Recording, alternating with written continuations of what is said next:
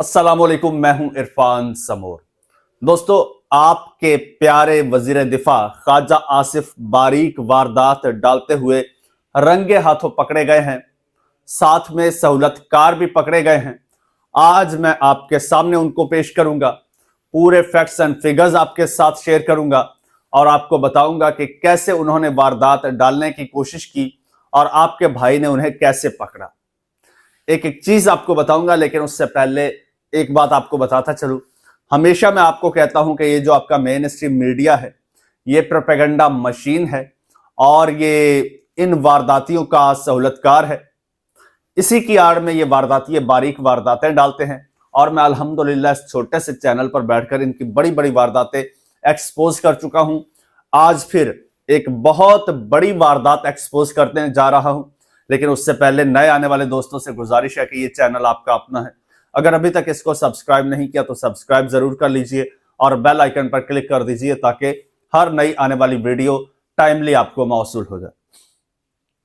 दोस्तों, आपको पता है पाकिस्तान ने जंग में भारत को शिकस्त दी और वो पाकिस्तानी तैयारे थे JF-17 थंडर, जिन्होंने भारतीय सुरमाओं को, भारतीय तैयारों को धूल चटाई और पाकिस्तान को फतह दिलाई इसी JF-17 थंडर ने।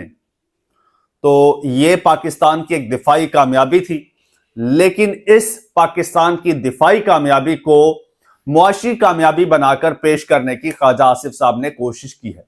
किस तरह से, मैं आपको बताता हूं। हामिद मीर के प्रोग्राम में ख्वाजा आसिफ साहब बैठे थे। कहते हैं कि मार्का हक के बाद हमें इतने जहाजों के ऑर्डर मिल रहे हैं कि 6 माह बाद IMF को खुदा हाफिज कहने की पोजीशन में होंगे। उसके बाद 6 माह बाद हम IMF का पूरा कर्जा उतार देंगे। उसके बाद हमारी मईशत इतनी मजबूत हो जाएगी, यानी कि हम इतने सारे जहाज बेच लेंगे कि IMF का जो कर्जा है वो भी हम उतार देंगे और उसके बाद हमारे पास इतना पैसा आ जाएगा कि हम अपना जो है वो सिस्टम चलाएंगे, हमें मजीद कर्जा लेने की जरूरत नहीं पड़ेगी। पाकिस्तान के सबसे बड़े टेलीविजन चैनल जियो न्यूज के सबसे बड़े एंकर हामिद मीर के सामने बैठकर ख्वाजा आसिफ साहब ने यह बात की और हामिद मीर साहब ने उनको काउंटर नहीं किया। हामिद मीर साहब ने यह तक नहीं पूछा कि ख्वाजा आसिफ साहब, how it will be possible, कि कैसे पॉसिबल होगा ये कैसे पॉसिबल है, या ये आपने बात तो कर दी है, इसको इंप्लीमेंट कैसे करेंगे, हकीकत में कैसे बदलेगी।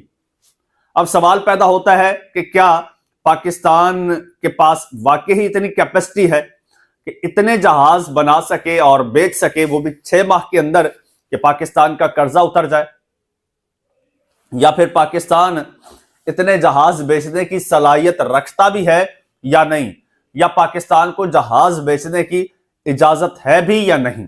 ये वो बुनियादी सवालात थे जो हामिद मीर साहब को पूछने चाहिए थे, लेकिन हामिद मीर साहब ने नहीं पूछे। लेकिन मैं ये सवाल जरूर पूछूंगा और इनका जवाब भी आपको दूंगा। ना हामिद मीर साहब ने जवाब दिया, ना इसका ख्वाजा आसिफ साहब ने जवाब दिया। क्यों? क्योंकि ये हवा में तीर चलाया गया है, ये मुबैना तौर पर एक चुस मारी गई है, ये अवाम को बेवकूफ बनाने की कोशिश की गई है। ये एक बारीक वारदात है जो एक्सपोज करने जा रहा हूं। पहले उनकी ये बात सुन लीजिए। वो कहते हैं 2025 में भारत के खिलाफ जंग में कामयाबी के बाद इतने जहाजों के ऑर्डर मिल रहे हैं कि 6 माह में IMF को खुदा हाफिज कहने की पोजीशन में होंगे।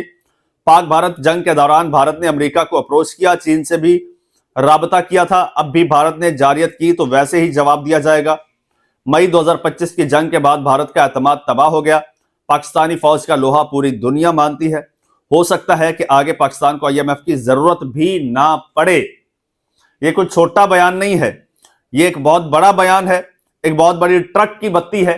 जिस तरह से शहबाज शरीफ साहब ने जब वजीर आजम बने थे UAE का दौरा किया था और शहबाज शरीफ साहब ने कहा था कि UAE की क़यादत ने $10 बिलियन यानी कि $10 अरब पाकिस्तान में इन्वेस्ट करने का वादा किया है। वो वादा था जो आज तक वफा ना हो सका।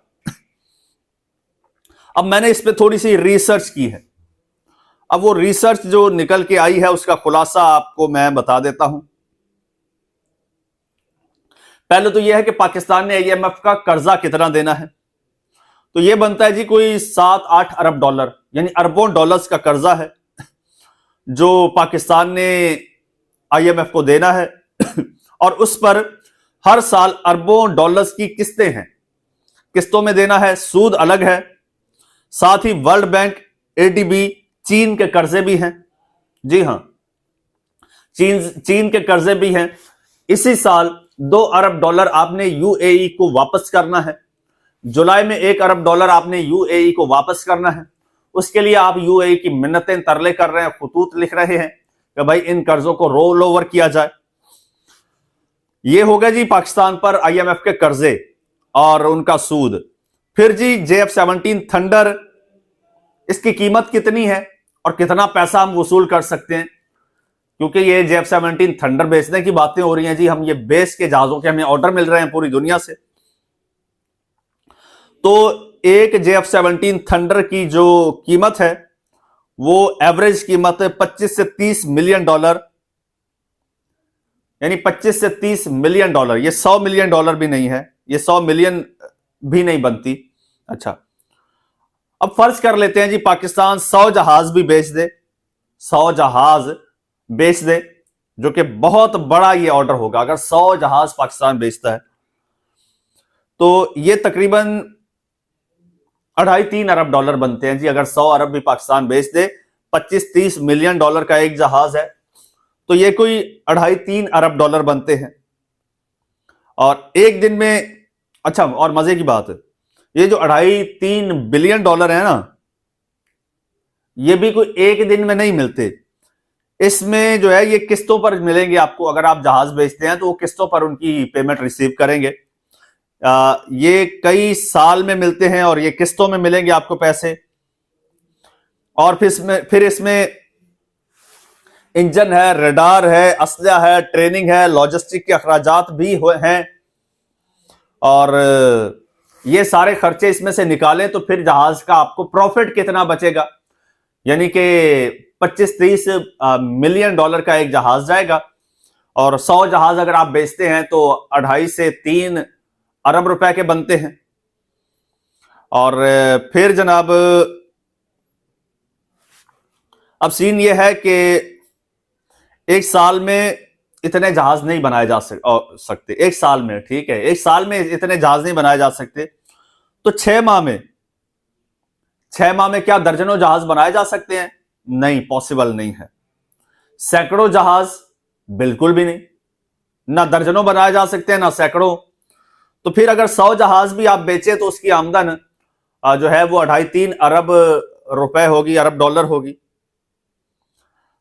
तो और आगे चल के ये नुक्ता भी है, क्या ये सारी रकम पाकिस्तानी हुकूमत के खजाने में जाएगी? अगर इतने जहाज फर्ज करो बेच भी दिए जाएं तो क्या पाकिस्तान के खजाने में जाएगी? जवाब है नहीं। ये मुकम्मल तौर पर पाकिस्तानी हुकूमत के खजाने में नहीं जाती, बल्कि इसका कुछ हिस्सा जाता है। अच्छा, इसमें आपका पार्टनर है चीन। ये आपके खुद साख्ता नहीं है, चीन आपका पार्टनर है, तो चीन को भी हिस्सा जाएगा। फिर जो इंजन सप्लायर है उसको भी हिस्सा जाएगा, जो इसका इंजन आपको प्रोवाइड करेगा। जो पुर्जे देगा उसको भी टेक्नोलॉजी देगा, ऑपरेशंस होंगे। और इनकी जो एक्सपोर्ट है वो हैंड कैश भी नहीं होती, जैसे मैं पहले बता चुका हूं।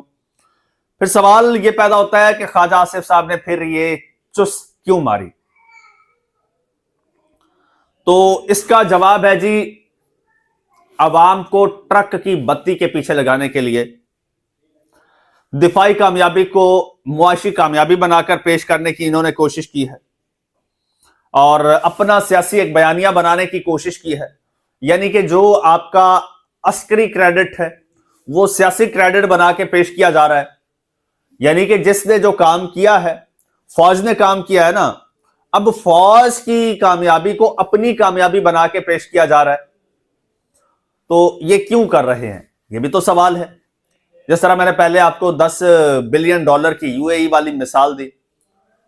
दोस्तों, इस वक्त हुकूमत खसारे में है, हुकूमत मुश्किल में है, एतमाद खो चुकी है।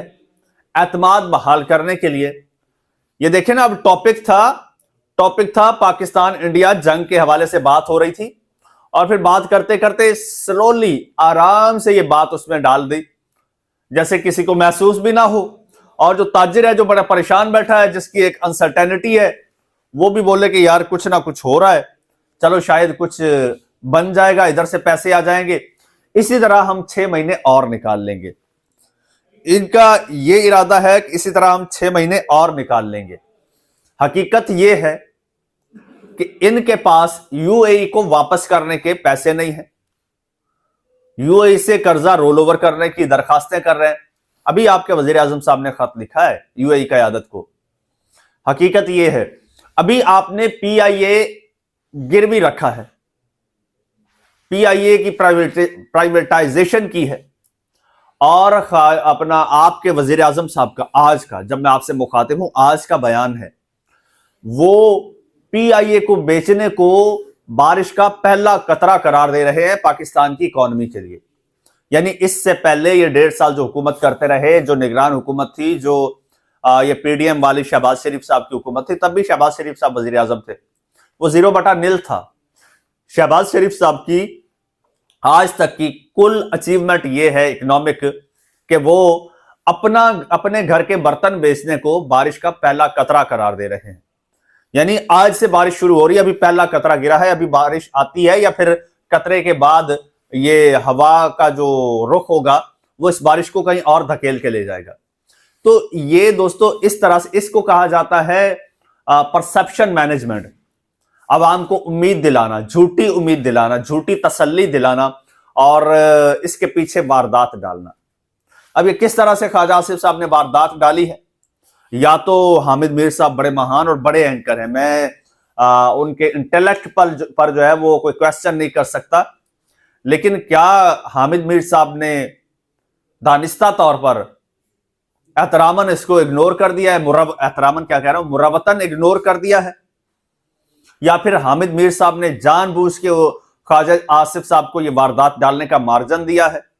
आप जो मर्जी बात कर लें, मैं आगे से सवाल नहीं करूंगा। आखिर क्यों? यही वो एंकर्स थे ना जो चीख चीख कर कहते थे इमरान खान के दौर में महंगाई हो रही है, बेरोजगारी हो रही है। अभी आपने कभी देखा है किसी एंकर को, किसी सहाफी को बाजारों में जाके चीजों के रेट्स मालूम करते, पूछते?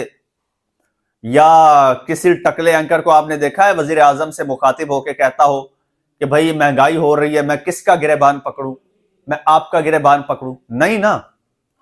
तो ये एक प्लान के तहत, ये एक मैनेजमेंट के तहत जो है ये सारी चीजें की जा रही हैं। इसको परसेप्शन मैनेजमेंट कहते हैं। इसको मजीद अगले वीलॉग्स में हम इंशाल्लाह एलेबोरेट करते रहेंगे, डिस्कस करते रहेंगे कि ये होती कैसे है और लोगों की ज़हनसाजी कैसे की जाती है, और आपने और हमने इससे कैसे बचना है। चैनल आपका अपना, अगर अभी तक सब्सक्राइब नहीं किया तो सब्सक्राइब कर लीजिए, बेल आइकन पर क्लिक कर दीजिए, और मुझे इजाजत दीजिए। अल्लाह हाफिज।